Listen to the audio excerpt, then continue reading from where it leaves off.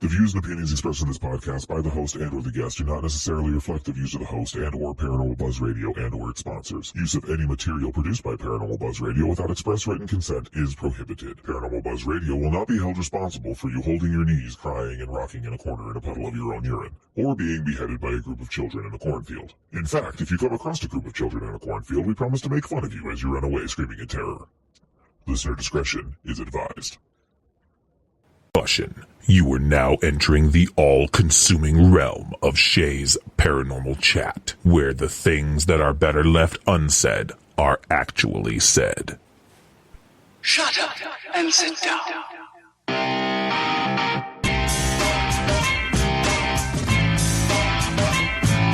You're listening to Shay's Paranormal Chat. Paranormal podcasting done Shay's way. Tons of fun. Dude, seriously? A bit sarcastic. Hashtag investigator, not hunter. But always real. Hashtag data, not evidence.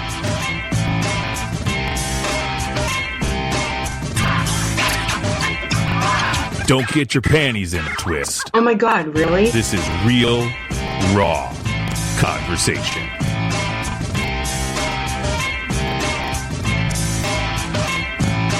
Ladies and gentlemen, welcome to the show.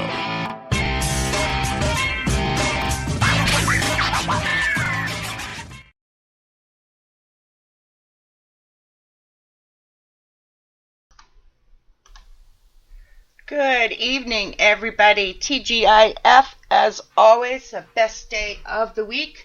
Not only because it's Friday, but because you get to hear me talk about the paranormal and probably a bunch of nonsense as usual. But I am so excited tonight. For the first time, special guest co-host, Christopher Brown. How you doing? I'm doing great. How are you doing?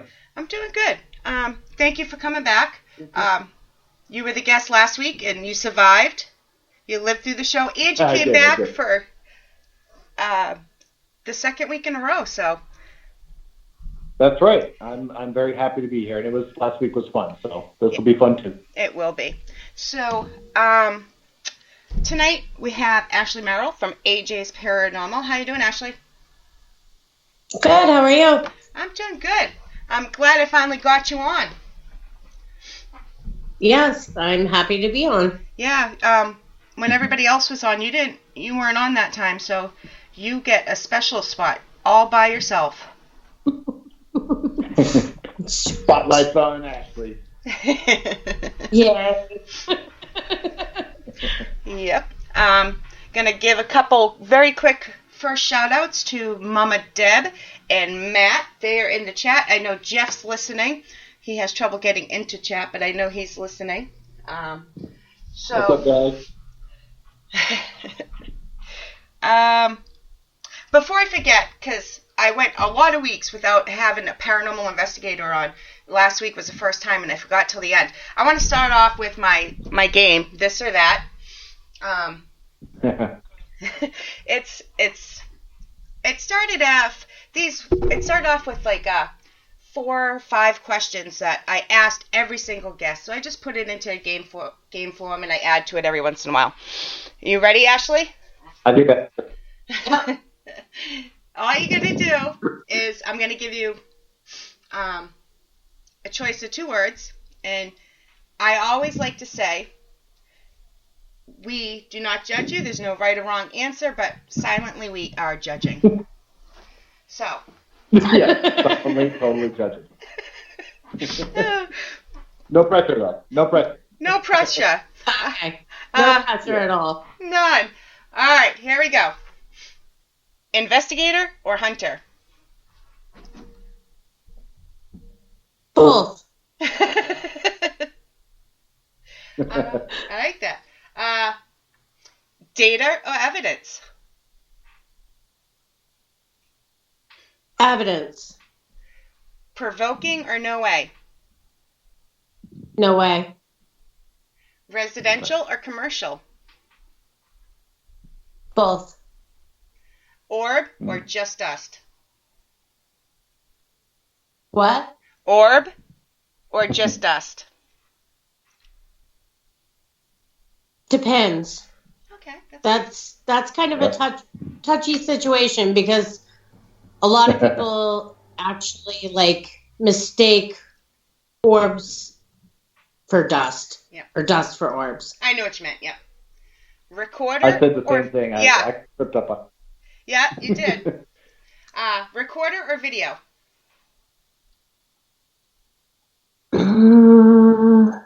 I like video. Demon or asshole ghost?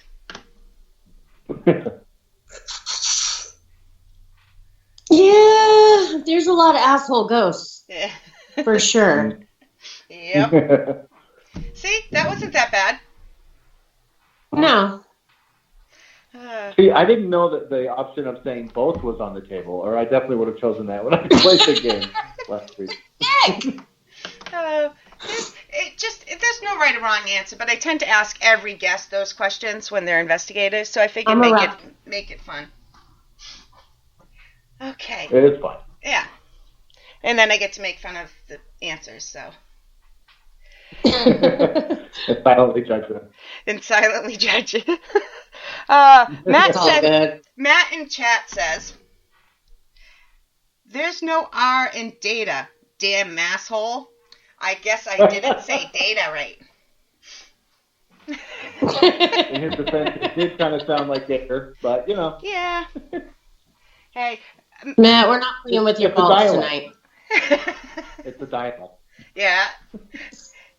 Yeah, that's it, Matt. You hear that? You gotta play by yourself tonight. What got you into the paranormal, Ashley? Oh man, I've been into the paranormal for a very, very, very long time. And what's funny is once I started dating Jeff, I realized how big it is, I guess. Like I'm Wiccan. I'm also clairvoyant. I'm empathic. And I don't know. My mom's a medium. So it's always been in my life. And when I started dating Jeff, I realized he was a ghost hunter. And I'm like, wow, what the hell is that? I'm like, I see those TV shows about ghost hunters or whatnot, but there's actually other people that do this stuff. So I'm like, oh, this is interesting. So he brought me on a couple ghost hunts, and I'm like, oh, this is actually kind of cool. This is really neat. So I started doing it with him, on the side, and then we decided to start our own group. Yes, AJ's Paranormal. What's that? 6 months ago? Yeah, it's been about that. Something like that? Yeah, nice. Yeah. And yeah, so I mean, we've done thought it stuff was just something that was on TV? Sorry. Yeah, I never realized how many paranormal groups there really are that are not on TV. Right. That kind of do a I was kind of mesmerized, and it was actually kind of cool. I'm like, oh, wow, I could get into this because, I've always been interested in it. I feel spirits, I've heard spirits, my whole entire life, and I'm like, oh, wait, people actually do this. This is actually kind of cool. So I'm like, oh, I could really get into it. And I do it more for, helping people. And more for fun. Mm-hmm. It's kind of like going through a theme park that's dedicated to scaring the shit out of you. Yeah. I really haven't seen or had much scare the shit out of me, though. It's pretty hard to do. Oh, no? Yeah? Okay. Yeah, famous last words, though. To be most jumpy. It's going to scare the shit out of me. By God... I'm down.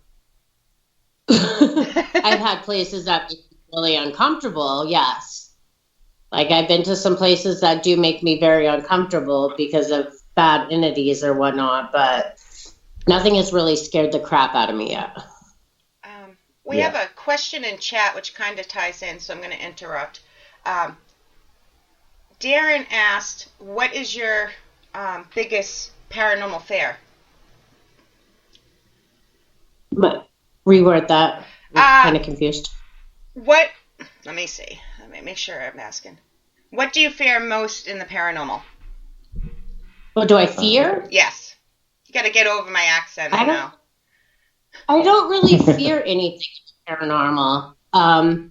I've seen a lot of things. I've done a lot of things in my life that there's not really much that I fear.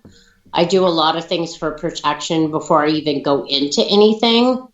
As far as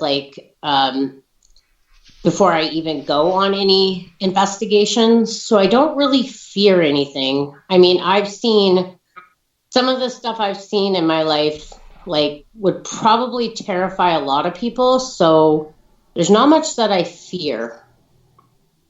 Now, would you say that you don't fear it, but would you say that there's still a level of anxiety and anticipation and kind of nervousness that goes with it, but maybe fear doesn't creep into the fear realm, would you say? Yeah, it wouldn't be that you're kind of geez, I don't know, I'm nervous about this place. I get butterflies. Do you still have that, or are you just, you know what I mean? Yes. I mean, actually, for example, we went to 2 Black Dogs in Standish. I won't even go up in the attic. There's something unpleasant in the attic, and I don't really want to take that on head on, I guess. I don't really fear it, but it's more uncomfortable because I'm very empathic and because of all my abilities, it makes me uncomfortable.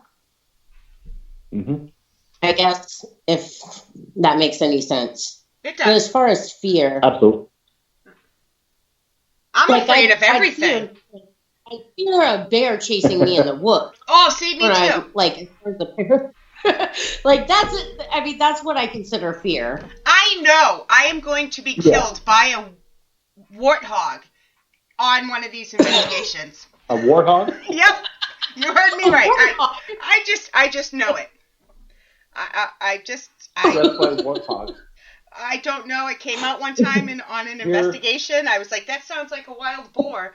Then I'm like, no, a warthog, and so it's stuck ever since. But yeah. Oh my gosh. On your headstone, here lies Shay, victim of a warthog goring. And then underneath it will say, I told you all.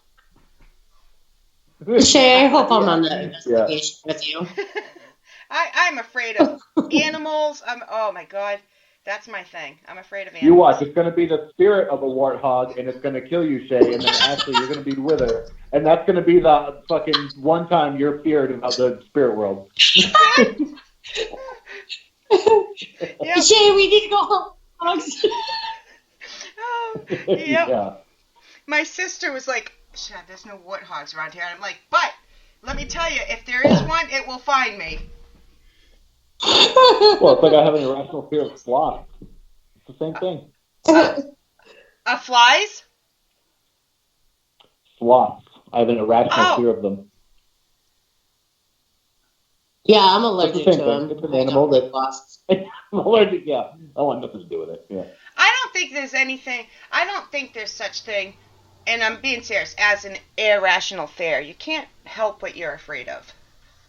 So, I think. No, you can't help what you're afraid of, but you can overcome your fears.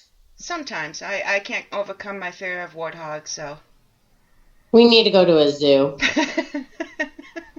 That'd be fine, as long as what it is I'm afraid of the a warthog petting zoo.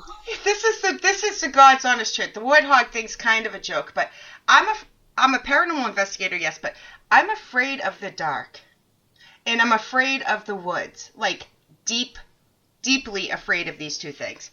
And I did get over it. You guys have investigated with me, so you see I do go in the dark. But when you mix the woods and the dark together, warthogs and stuff like that come to my mind. Yeah. It's just, it's who I am. Let's see. What? I'm trying not to ask any of Darren's questions that I'm sure he'll put in here. All right, here we go. He asked, I was just going to ask this, and he already asked it. Oops, hold on. We lost Christopher. I know, I was just saying that, looking at that. Oh, there we go. Yep, he called back. Hey, you back? All right. Sweet, I got you guys. Sorry, yep, I'm back. That's okay. It happens all the time. It sucks when it happens when I'm the one running the show and that happens, because then everybody goes away. But Darren wants to know, what has been your favorite location so far? My favorite location was actually an old hospital in Gettysburg. Oh, cool. That was probably my favorite location. Oh, very cool. Which one? Do you know? Was it a big hospital or the small war one? One of the small war ones? It was a small war hospital. It was a Civil War hospital. We actually went on a tour. Spooky owns the place that does them. And we went on the tour, and me and Jeff went to this old hospital. It was like the last thing we did. And I had a lot of things happen to me that, like, I still can't explain and still blow my mind to this day. Because I'm still learning how to channel a lot of the stuff that I deal with on a daily basis, like being an empath, being clairvoyant, like a lot of the things I'm still learning how to channel. And I actually had a lot of great experiences there, and it was probably the most I've ever had in the paranormal field. Nice. Was it your favorite? Nico asked, why was it your favorite? Is that why it was your favorite location? Okay, so I'll tell you. So we went to the hospital, and we were with a whole group of people, and I'm not the biggest fan of going investigating with huge groups of people. I'm just not. So we get to this place, to another place that we just weren't getting a lot of activity at. So we get to this hospital, we pull in, and it's like an old farmhouse. And everyone else goes inside the building, and they were showing me and Jeff the burial grounds and stuff outside. We're sitting there, and Jeff's going live, and I was looking into the field, and I could see 3 soldiers walking in a clearing way into the field. And then I turned around, and all of a sudden I start getting dizzy. I start getting sick to my stomach. I felt like I was going to pass out, and I started to, I don't even know how to explain this. So I started to see almost like blacking out, but I started to see lights in my vision of nooses. There was 3 nooses. Oh, wow. And I was looking at these trees, and I was actually I guess nervous, is something wrong with me? I feel like I'm going to pass out. I'm trying to get Jeff's attention. He's all in live land in the middle of his own little world. And I'm like, Jeff. So, I finally started breathing, and I ground myself, and I'm starting to feel a little bit better. And I'm like, what the heck's going on with me? And I look at Jeff and I go, I just saw 3 nooses in the trees over there. And he's like, you're joking, right? I go, no. And so we meet up as a group or whatnot. We went inside the building, and then everyone else went outside, which was awesome because we got some one-on-one time in these 2 places. And we were playing actually with a child spirit. We had a ball, just a normal bouncy ball that you would, a bigger one that you would play in a pool with. And so we're playing with this bouncy ball in this room, and this bouncy ball is going everywhere. It is flying all over the room. We're not doing anything. Like, me and Jeff are looking at each other like, what the hell is going on? It was going back and forth and twisting and turning. We had lights going off. He had like motion detector lights. They were going off. We have it all on video. And I'm like, whoa, this is cool. So we meet the guy who was like showing us around. He's an investigator as well. And I'm like, I go, can I ask you something? And he's like, what? I go, was anyone hung outside? He goes, what do you mean? I go, was anyone hung? He goes, where? And I'm like, I'm just wondering, was anyone hung? He goes, I'm not going to confirm or deny any of this. We'll talk about it later. And I'm like, what? So after everyone was like dispersing or whatnot, I'm like, you need to tell me like what's going on. He goes, how did you know that? I'm like, I saw nooses in a tree. And he goes, I never said anything about this. I'm like, no, I know you didn't. And he goes, yeah, 2 people were hung in the tree. And he goes, what tree? And I pointed over at the tree. He goes, that's the exact one. And then he was telling me something else. He said that they were hung, but they didn't die, so they got shot. Ooh. So I was like, oh, wow. He goes, I don't know how you even knew that. I go, because I saw it. And he's like, wow. I think I kind of shocked him too. But that's the first time anything like that has ever happened to me. And I'm like, I still don't know exactly how to explain it. But that was the coolest experience I've ever had. Meaning that's the first time you ever saw something, is what you're talking about? Like, in your mind's eye? I've seen things, but nothing like that. Okay. Like, seeing it like that. It was just weird. I can't even explain it. It was like, almost like if you're in the dark and you see, like, a noose shaped like light. I don't know how to explain it. No, it's so like a lot more vivid than kind of usually what clairvoyance will allow. It's more of like, this was like definitive right in front of you, clear, right? Yes, but I didn't actually see the people. I just saw the nooses. Yeah, and I'm thinking too that it would explain why you got dizzy and everything too, especially if if the hanging itself didn't cause their passing, then like. It would explain why you felt dizzy, because you could have been picking up on their energy of like having to suffer through hanging there. You know what I mean? Yeah, that does make sense. It was definitely the weirdest experience. I thought I was actually like gonna pass out. I was like getting nervous. I'm like, I'm gonna pass out. Like, I feel like I'm gonna black out right now. Yeesh. Yeah. But it was actually really cool after like it was all said and done with. Yeah.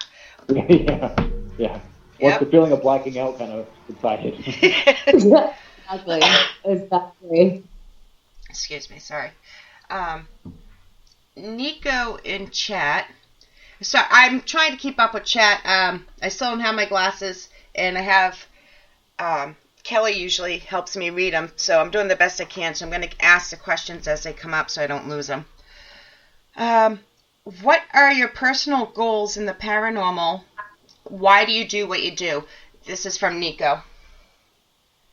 I guess I don't really have goals. Like, I'm not in this to be famous. I'm not in this to like be on TV or anything like this. If I can help somebody understand what's going on in their life or in their house, or even like show proof that like this does exist, that's good enough for me. Yeah.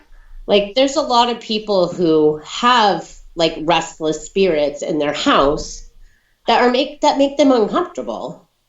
Like, I would love to help them, to where they understand the paranormal and understand these spirits, and either help them pass over, or help people live with them and understand them more, or see if they have any messages to carry on.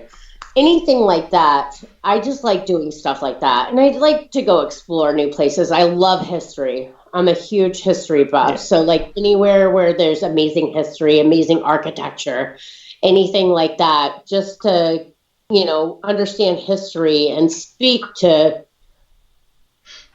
those people who have passed in history. That's awesome. I have a question for you, if that's cool. Yep. Shay, did you have anything? Am I good to ask her? Oh yeah, just go ahead. Just tell me. Hey, quiet. All right, cool. So you were talking about how you wanted to kind of like show people that like this stuff is the spirit world's really out there and stuff like that. So my question is kind of like, with all of the data, the evidence, all of this stuff that's out there that is supporting of the paranormal and that's supporting of metaphysical stuff like psychic work and mediumship. Why do you think that there is such skepticism still when it comes to the paranormal and residual hauntings and things like that? People don't believe what they can't actually see themselves.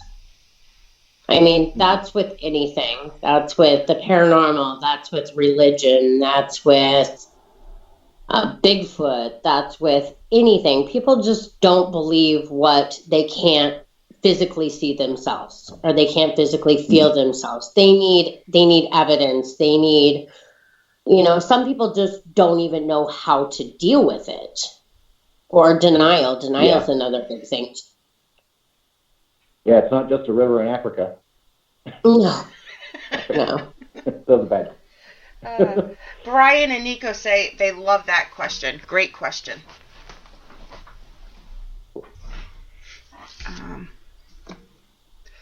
Let's see. Did I miss any? Have you run into a lot of people that are skeptical? Oh, people are skeptical all the time. I run into millions of people that are skeptical.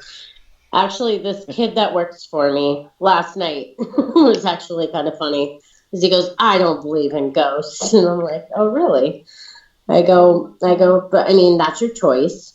You don't have to, you don't have to believe in ghosts, but I think you should open your mind a little bit and, think of the possibility that it does exist. And he goes, well, I never really thought about that. And, I just got his wheels turning a little bit, and I'll work on him. Mm-hmm. Chip away slowly. Yep. Sometimes people won't believe until they have that almighty experience, like something that just is so there that they have to believe, like they have no other choice. It's true. Like my son still doesn't believe. My son still thinks it's a load of crap. Kidding. Yep. He's 18, but he knows everything. Oh, they always do at that age. Yeah. Oh, yeah. Yeah. I remember when I thought I knew everything, too. I still know everything, so. I'm just kidding. What's the capital of Venezuela? Anyways, moving on. That means I don't know. Yeah, I think. Just in case. Thank you, Nico. Nico, I missed a question. Nico just typed it in from. This one's from Darren. Let's see. What do you want to see different being done on investigations? Or how would you change like on group investigations? Yeah, I think that's what he means. Or in general. That's a good question. Yeah. In all honesty, I'm not really a big fan of group investigations. I really am not. I'm more of I don't mind going with a group of other paranormal investigators to go do something, but I'm not a fan of bringing people that aren't investigators on investigations. I don't know how to explain it. No, you're doing good. I understand. I like to go and do my own thing when I'm investigating. I like to, I'm very empathic, so I take on too many people's emotions if I'm investigating with a ton of people. Like, and a lot of it is fear. People are afraid. People are scared shitless when you put them in a building with no lights. They really are. And I suck that up true. like a sponge. So it kind of makes it harder for me to like do what I want to do and open up my channels the way I want to open up my channels when I'm with a whole bunch of people. Well, but I think that makes sense, because if you open up, you're going to absorb more of them than what you're trying to do. Yeah. But I think exactly. for the most and when part, you're picking up on the spirit world and you're picking up on the people that are still living and this is bombarded with all of this emotional and spiritual information, it can absolutely be like fuck this is too much. Yeah, it can get overwhelming. You have to ground yourself a lot, and that's one thing I'm really working on right now, is like working on my abilities to help myself, like, I guess, channel them better and understand them better and be able to control them more, I guess you would say. But I think for the most part, when I've been on investigations, the people who are hosting investigations do pretty well. They do as good as they can. My one thing is get really good investigators who are about the right thing, who are about not about fame, not about popularity, about actually showing you real evidence and not sugarcoating stuff or like making people think that something's happening when it's not. That's the only like advice I have for people who are putting on investigations. Great advice. Debunk stuff, you know, to show people, hey, you know, that's not really an orb. That's actually dust. Like, don't say, oh my God, look at the orb over there, when you know damn right that ain't a freaking orb. Right, exactly. Or like if it's cold in a building and their breath goes in front of the camera, you can't, oh, that's mist. It's like, no, you breathe. Oh, yeah. Or cigarette smoke. Exactly. Be real and true to the field if you're going to be taking people who don't know what the hell they're doing out there. Yeah, I've seen some people like to scare them. I'm sorry, Chris, what? Well, no, I was just agreeing that, you know, it gives people the wrong impression when they go out. If you're just going, oh my God, what's that? You know, to everything, then someone's going to have this expectation to when they go to a haunted location that every little thing, you know, the little mouse fart is going to mean it's a ghost, you know. That and you're not teaching. If you are Ashley, Nicole, and Jeff and I helped at Parsonsfield. So we've worked together and we led different groups, and they were enthusiasts.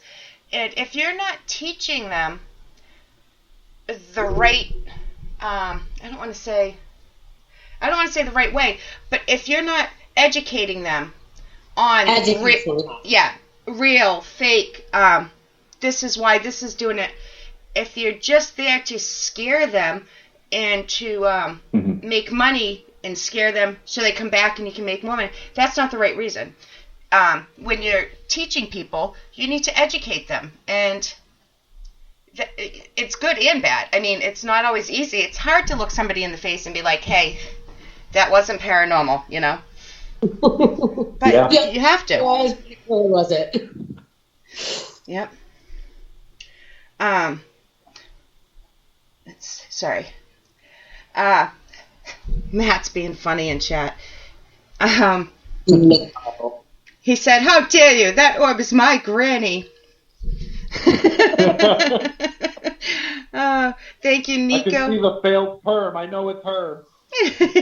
Yeah. Or when they blow it up. We talked about this on a show that I just recorded. When they blow up the picture like 1,000 times and you see, oh, look it, there's an eyes and the mouth, and it's like, no, that's blank space in between the leaves. I'm huge with evidence. I like second guess stuff so much. You guys should know, like in the group chat, what do you think this is? Does that look like a person? That has to be a person. That can't be really a ghost. Right, yeah. Yeah, And that's the thing. Like we have to burst our own bubbles when it comes to the stuff that we collect and see, because ultimately most of the time it's there's probably an explanation for it. Right. But if we can't do that with each other, if we can't do peer reviews, and if we can't be honest, then why are we showing each other stuff? Well, exactly. And having that constructive criticism. That's with anything. If you show somebody a painting and they just go, "Oh my God, it's amazing," and even if it's like the shittiest painting, like you're not giving them an honest representation of what it is. You're just lighting them up so they can feel better than what is really there. Does that make sense? Yes. Oh yeah, for sure. What's the phrase? If it's gaslighting, I guess they call it. Yeah, just telling something. It's yep, that's it. That's a ghost no matter what. Yep. Yeah. It's settling. It's a ghost. That's why people. I always tell people, don't send me your pictures. You don't want me, because I'll be honest. And of course, when I met you at Parafest, the first thing I did was like, "Hey, check out this picture I got." You'll have to resend me the picture now and see if I give you the same answer that I did. I don't remember what I said, but it was definitely like, well, I don't know. And I'm like, what? You're like, what exactly are you seeing? I'm like, right here. And you're like, well. So I was honest. Yeah, and it was great. And I told you then, I was like, no, I appreciate that, because I don't want to go around looking like a jackass, being like, I got a ghost over here, and really just like leave. Did she have her glasses on? No, I broke them that morning. No, I broke them. No, that was. No, you didn't. I broke them a couple months before. I broke them the morning of Parsons Field. Yeah. And that was like a month before. And I still don't have them. But I do use that excuse too. So if you guys send me pictures and I say, oh, I'm blind as a bat, I can't really see, that just means I know you're going to argue with me and I don't have time to get into it.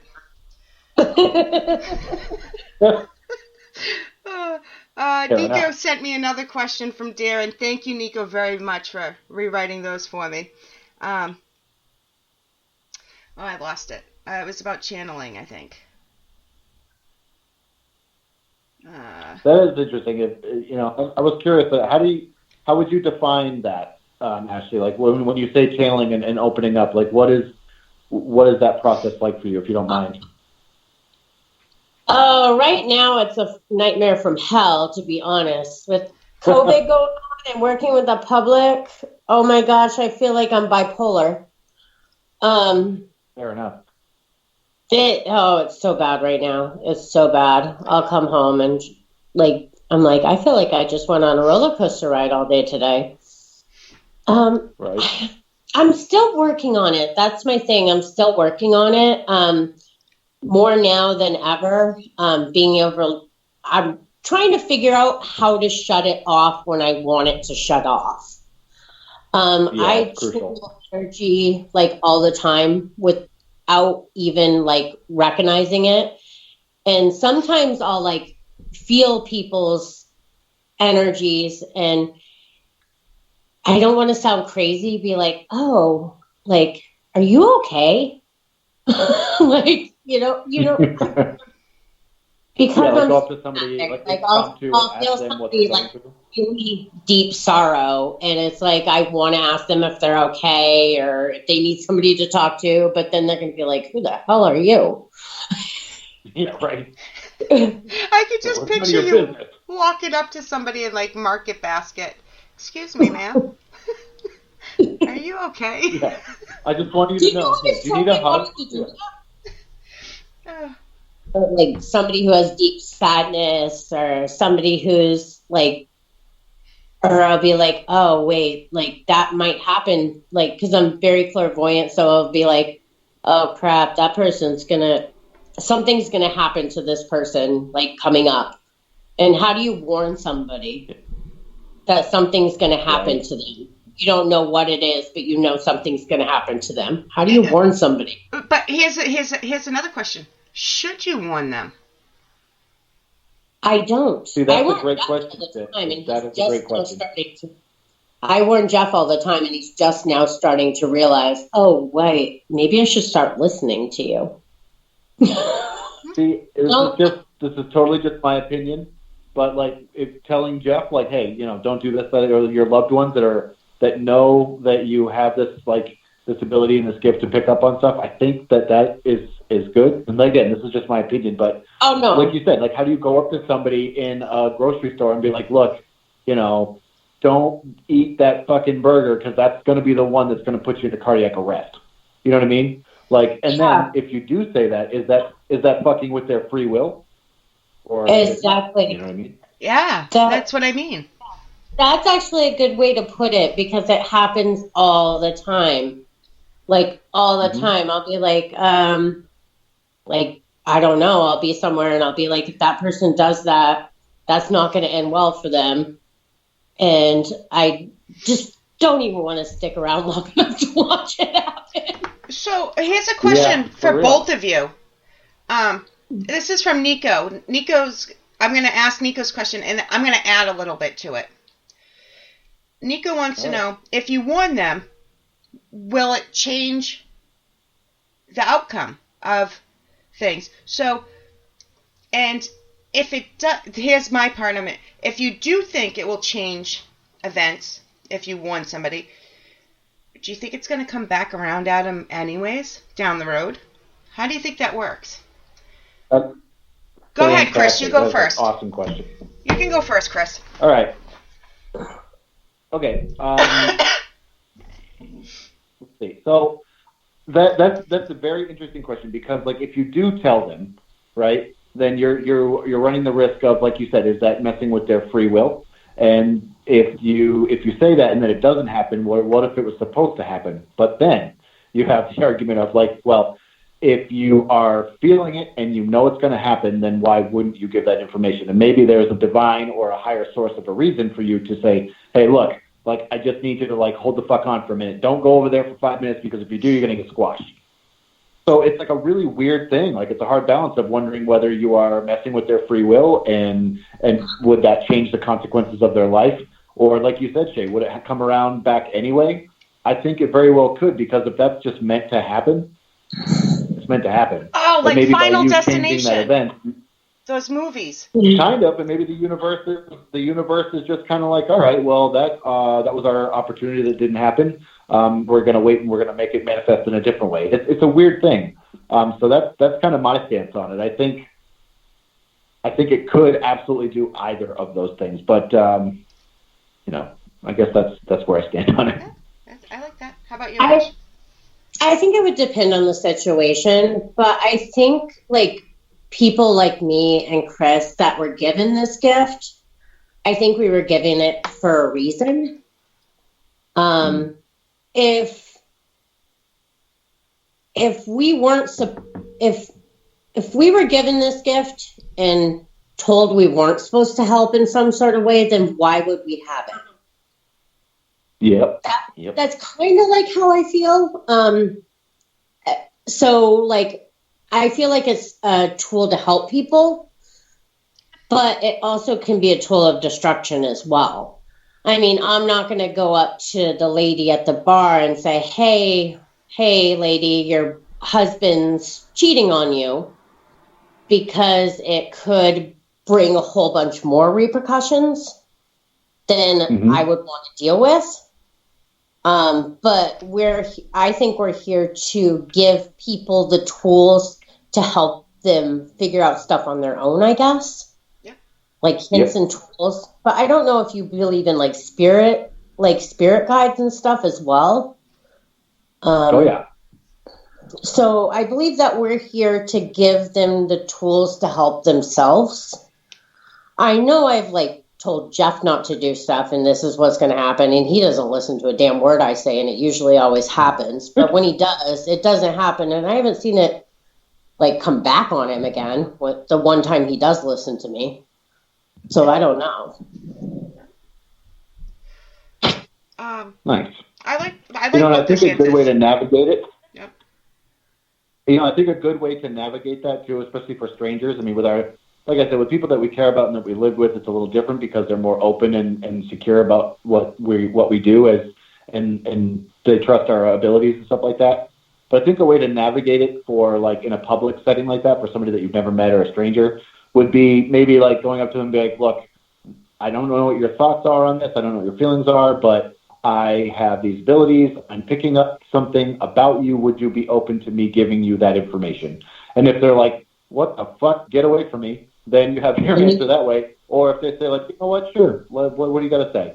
Then you can at least do it so they're not just like bombarded and off guard. And then they're not freaking out wondering, okay, well, shit, are my brakes going to go on my way home to see my wife? You know what I mean? Yeah.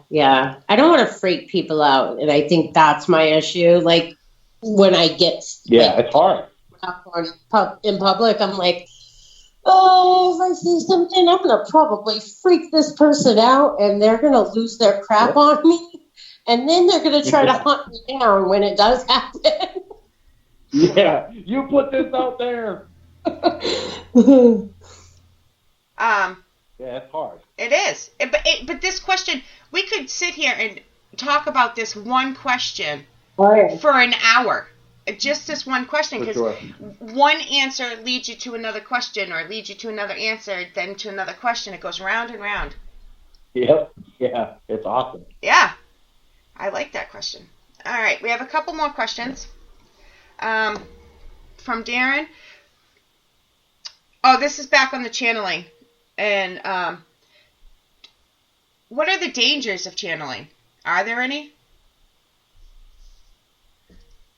There's tons of dangers in channeling. You could, especially like if you're working with, like in a place where there's spirits who are very restless, or spirits that are angered, or spirits that, demons, I guess you would say. It could be very dangerous to channel. You're opening your whole entire body up to the world. That's how possession happens. That's literally what I believe is how possession happens, is by the wrong kind of channeling. Just like Ouija boards. Ouija boards is channeling. I've seen some really horrible things happen with Ouija boards.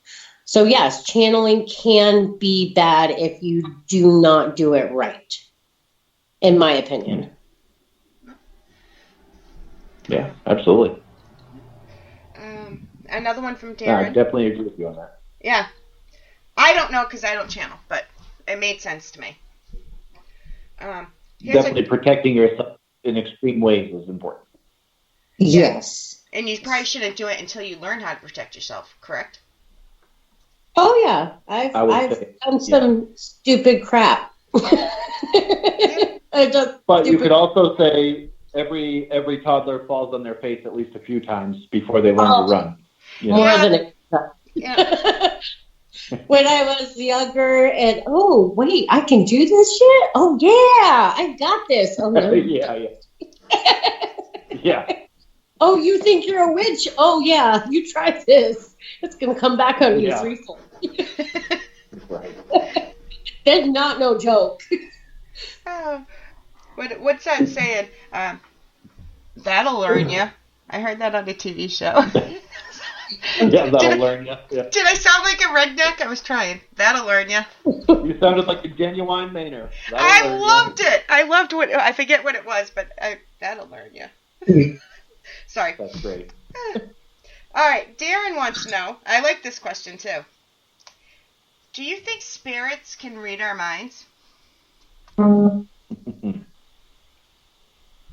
I honestly have no clue. That's actually a really good question. I can't answer that one. And I like the fact that you admitted that. Can I share my opinion on that? Of course. Yeah. You don't have to ask. Yes, you go. I think that I think it's absolutely they can read our minds, because think about like mediumship. When we're doing mediumship, they're blending with us and they're kind of sharing our minds and our references and things like that. So why wouldn't they be able to tap into our energy and our information? You know what I mean? Because they're using all that stuff to be able to communicate. So like if you're talking with somebody in the spirit world who's from Japan, if you don't know any Japanese, they're going to speak to you in English.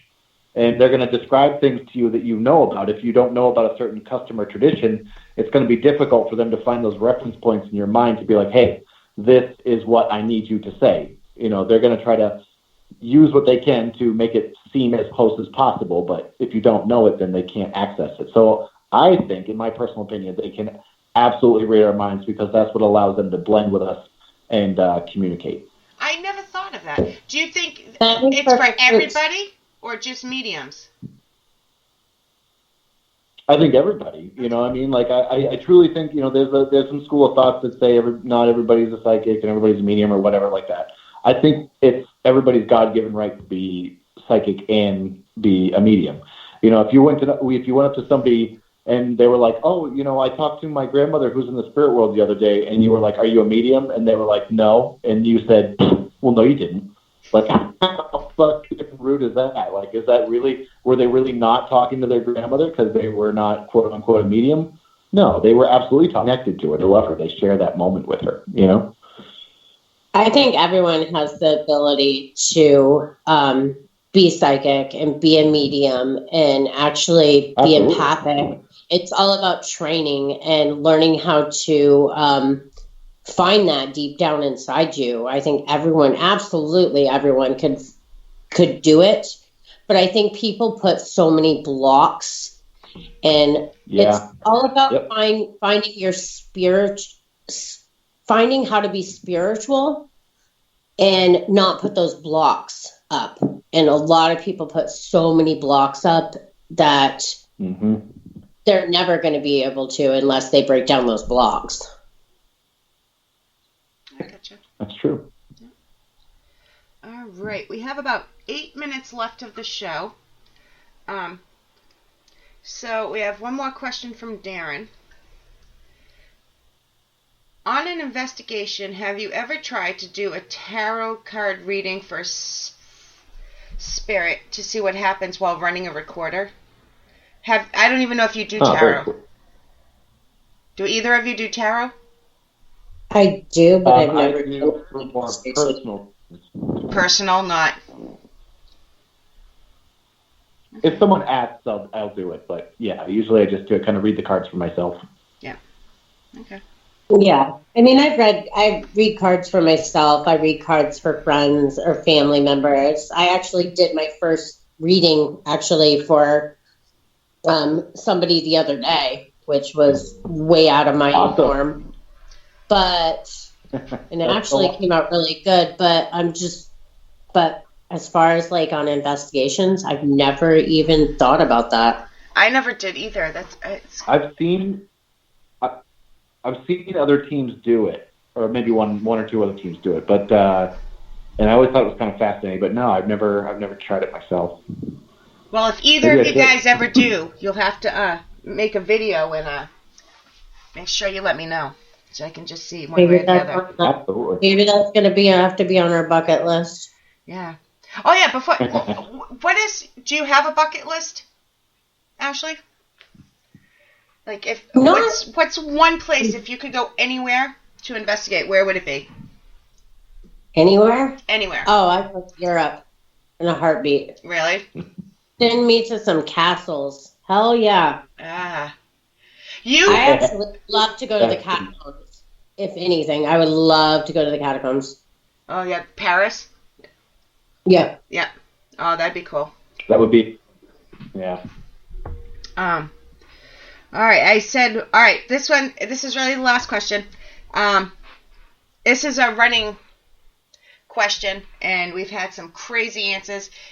It's a fun question, so there really is no right or wrong. And my show is marked explicit, so feel free to answer any way you want. What's the one object in the whole world you would never want haunted? What would you never want haunted? Yeah. Oh, Jesus. No, I wouldn't want Jesus haunted either. No, I'm kidding. Oh, man, what would I never want haunted?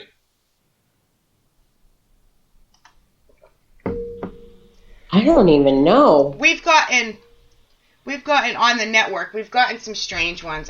Bathroom, butt plugs, vibrators, toothbrushes. I mean, you name it, we have got it. I don't want any of that shit haunted. Nothing that's going in me should be haunted at all. Right? But, yeah, so we've gotten crazy, crazy answers.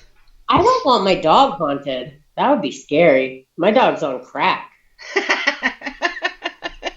He was haunted, that would be terrifying. Oh, yeah. That would be possession. But a haunted item, I don't know. I would probably like any of my swords in my house. Like, oh, yeah. Like I like haunted objects. Like, this isn't fair. I like haunted objects. I don't mind anything really being haunted. All right, what's the one object you would want haunted then?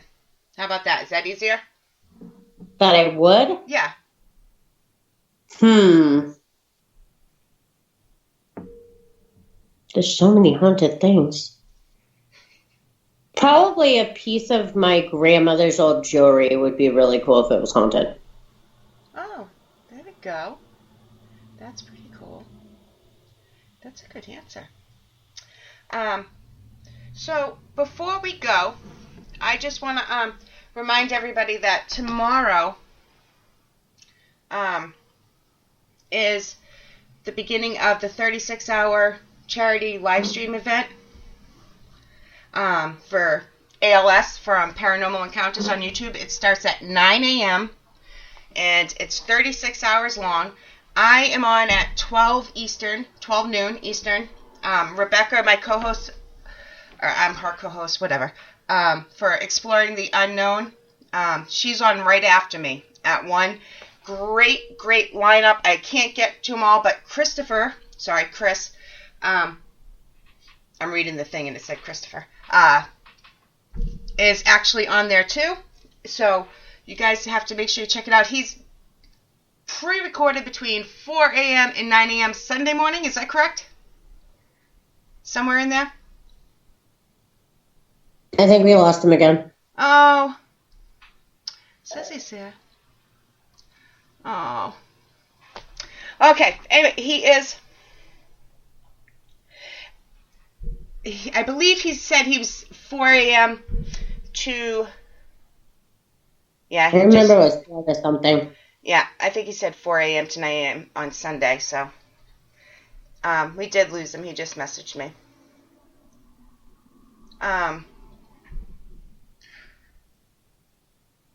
So... I think he's gonna try back. I'm not sure. You want to throw out your social media info? Where can people find you? AJ's Paranormal on Facebook. Yes. Are you guys are on Instagram? Are you guys on Twitter? I couldn't find you. No. No? Okay. But you are on Instagram. All right. Tag all that stuff. Oh, no, it is. It's Jeff's face on Instagram, so it is you guys. I just remembered. I hope you come back sometime.